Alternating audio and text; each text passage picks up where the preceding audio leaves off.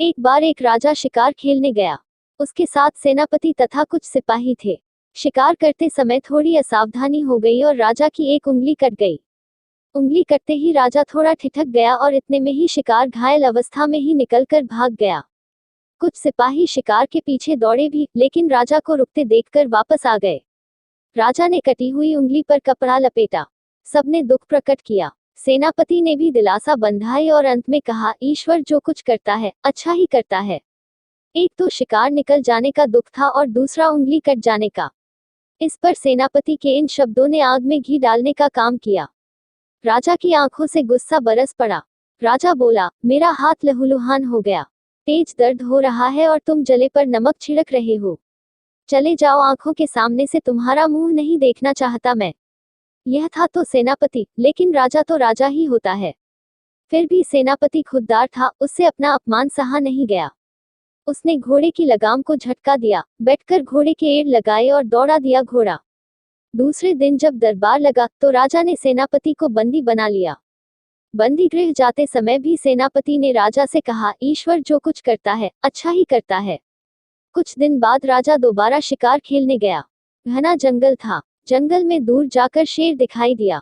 राजा और उसके सिपाहियों ने उसका पीछा किया। व्यूह रचकर आगे बढ़ने लगे। किसी तरह शेर तो निकलकर भाग गया, लेकिन ये लोग पीछा करते करते तितर बितर होकर भटक गए।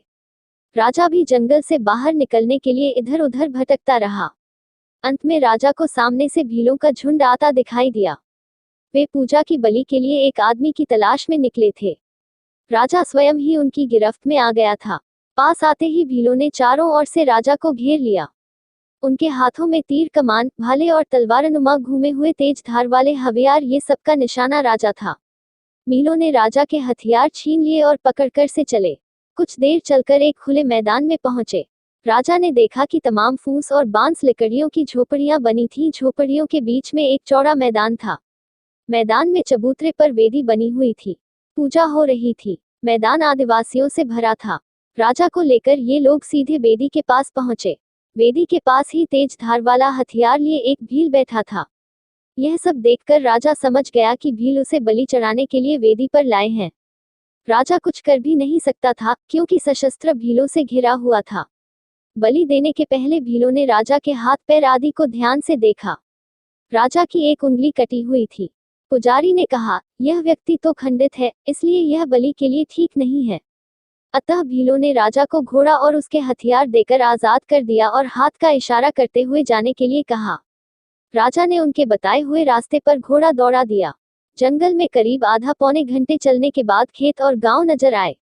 रात के समय राजा अकेला महल में पहुंचा। रात भर राजा को नींद नहीं आई। पूरी रात सेनापति का चेहरा उसके सामने जाता रहा और उसके कहे गए शब्द सुनाई पड़ते रहे। यह सोचता रहा, यदि मेरी उंगली कटी न होती तो भील मेरी बलि चढ़ा देते। सुबह होते ही राजा बंदीगृह गया और सेनापति को गले लगाया और साथ लेकर आया। राजा ने सेनापति से बातों बातों में पूछ लिया कि जो बात तुमने मेरी उंगली कटते समय कही थी, वही बात बंदीगृह जाते समय भी कही थी। उंगली कटने से तो मेरी जान बच गई, लेकिन बंदीगृह जाने से तुम्हारा क्या भला हुआ? बंदीगृह जाकर कष्ट ही मिला।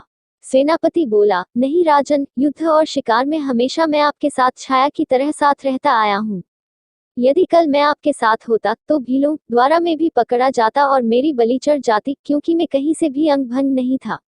इसलिए मुझे बंदीगृह में डालना अच्छा रहा। राजा शर्मिंदा होते हुए बोला, तुम ठीक कहते हो, ईश्वर जो कुछ करता है अच्छा ही करता है।